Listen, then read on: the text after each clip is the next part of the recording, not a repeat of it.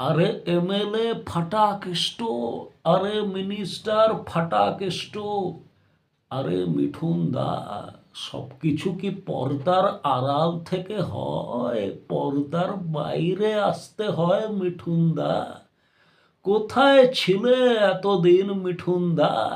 আজকে মিঠুন দা হঠাৎ উড়ে এসে তুমি বলছো নবান্ন ঘেরাও করবে, 14 তলায় যাবে। এটা কি সিনেমা মিঠুন দা? এ তো সিনেমার ডায়লগ।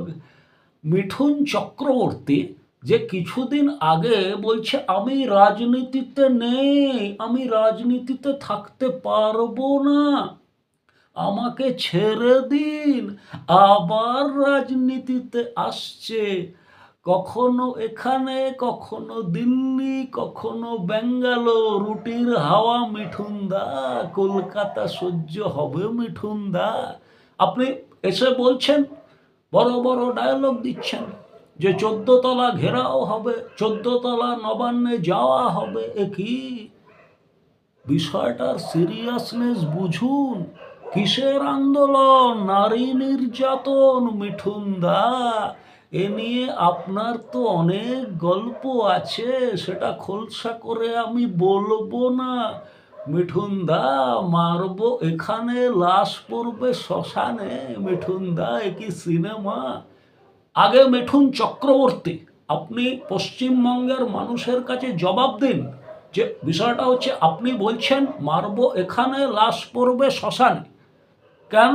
এই যে আপনি যেখানে সেখানে লোককে মারবেন আর লাশটা শ্মশানে নিয়ে যাবেন, খরচা কে দেবে? এটা জনগণের ট্যাক্সের টাকায় খরচা আপনি নিচ্ছেন মিঠুন দা। বড় বড় কথা।